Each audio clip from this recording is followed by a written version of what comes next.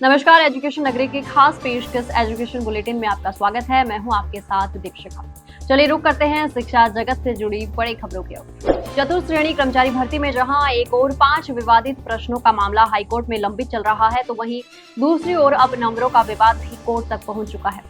राजस्थान उच्च न्यायालय ने ओएमआर सीट के मूल्यांकन में कथित गंभीर विसंगतियों पर सख्त रुख अपनाते हुए राजस्थान कर्मचारी चयन बोर्ड को नोटिस जारी कर जवाब मांगा है। मामला याचिकाकर्ता दिव्यांशु मीणा से जुड़ा है, जिसके रिवाइज्ड स्कोर कार्ड में रो मार्क्स मात्र 0.5698 दर्शाए गए, जबकि मास्टर पेपर और फाइनल आंसर की से मिलान करते हुए उनके अंक 14.3318 बन रहे हैं। सुनवाई के दौरान अदालत ने कड़ा सवाल उठाया कि अत्याधुनिक मशीनों से जांच होने के बावजूद इतनी बड़ी तकनीकी या मानवीय चूक कैसे संभव है। याचिकाकर्ता के अधिवक्ता आनंद शर्मा और अरविंद शर्मा ने दलील दी कि गलत अंकों के कारण उनकी अंतिम मेरिट प्रभावित हो सकती है।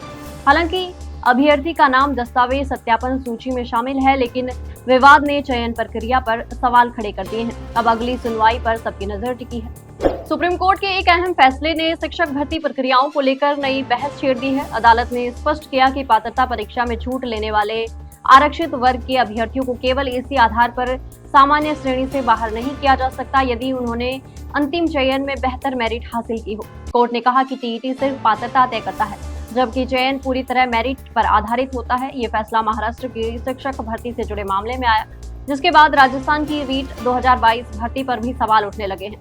आरोप है कि कई अभ्यर्थियों को पात्रता परीक्षा में छूट लेने के कारण सामान्य श्रेणी में शामिल नहीं किया गया, जबकि उनकी मेरिट अधिक थी। अब अभ्यर्थी राज्य सरकार से पुनर्विचार की मांग कर रहे हैं। हजारों उम्मीदवार उम्मीद लगाए बैठे हैं कि इस फैसले के बाद लंबित नियुक्तियों का रास्ता साफ हो सकता है। 850 पदों पर आयोजित हुई वीटीओ भर्ती के अभ्यर्थी अंतिम परिणाम का इंतजार कर रहे हैं, लेकिन बोर्ड की लेट लतीफी की वजह से अंतिम परिणाम लगातार लेट होता जा रहा है। वहीं अंतिम परिणाम में समय लगने के चलते अभ्यर्थियों में आक्रोश भी बढ़ रहा है। गौरतलब है कि करीब 2 सप्ताह हो गए बोर्ड को विभाग से डीवी रिपोर्ट मिले, लेकिन प्रोविजनल मामले क्लियर नहीं होने से अंतिम परिणाम में देरी हो रही है। वहीं भर्ती से जुड़े अभ्यर्थियों का कहना है कि बोर्ड अध्यक्ष ने सोशल मीडिया पर कहा था कि प्रोविजनल मामले क्लियर करते हुए जल्द ही परिणाम जारी किया जाएगा, लेकिन अब बोर्ड अध्यक्ष युवाओं के सवालों का जवाब नहीं दे रहे। ऐसे में अब मजबूरन बोर्ड कार्यालय के बाहर अंतिम परिणाम को लेकर धरना देने के लिए मजबूर किया जा रहा है। अभ्यर्थियों ने चेतावनी दी कि अगर जल्द ही परिणाम जारी नहीं हुआ तो आंदोलन का रास्ता अपनाना पड़ सकता है। प्रदेश के करीब 20 लाख से ज्यादा अभ्यर्थियों का इंतजार जल्द ही खत्म होने की संभावना नजर आ रही है। गौरतलब है कि सीटी के नए प्रारूप पर जल्द ही मुहर लगने की संभावना है। सीटी को लेकर अब सिर्फ मुख्यमंत्री सत्र पर फाइल अनुमोदन होना बाकी है।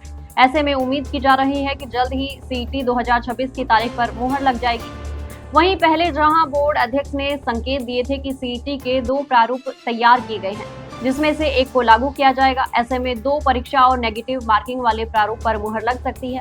गौरतलब है कि सीटी 2024 की पात्रता फरवरी में समाप्त हो चुकी है, तो वहीं आने वाले समय में भर्ती कैलेंडर के अनुरूप होने वाली भर्तियों के लिए सीटी अनिवार्य है। ऐसे में युवा जल्द से जल्द सीटी परीक्षा करवाकर नई भर्तियों को आगे बढ़ाने की मांग कर रहे हैं। 648 पदों पर आयोजित हुई लाइब्रेरियन ग्रेड 3 भर्ती के अंतिम परिणाम का इंतजार कर रहे युवाओं का इंतजार लंबा ही होता जा रहा है। करीब 3 महीने बाद भी अंतिम परिणाम जारी नहीं होने से युवाओं में आक्रोश बढ़ रहा है। गौरतलब है कि प्रोविजनल मामले क्लियर नहीं होने के चलते अभी तक इसके अंतिम परिणाम पर मुहर नहीं लगी है। युवाओं ने आरोप लगाया कि बोर्ड और विभाग की ओर से अभ्यर्थियों के भविष्य के साथ खिलवाड़ किया जा रहा है। युवाओं ने मांग की कि अगर प्रोविजनल मामले क्लियर नहीं हो पा रहे तो प्रोविजनल मामलों को छोड़ते हुए अन्य पदों पर परिणाम जारी किया जा सकता है। इससे पहले भी कई भर्तियों में प्रोविजनल मामलों को छोड़ते हुए परिणाम जारी हुए हैं। ऐसे में जल्द ही परिणाम जारी नहीं होता तो फिर से बोर्ड कार्यालय पर प्रदर्शन किया जाएगा। तो ये थी शिक्षा जगत से जुड़ी बड़ी खबरें। कल फिर आपके साथ रूबरू होंगे, तब तक के लिए नमस्कार।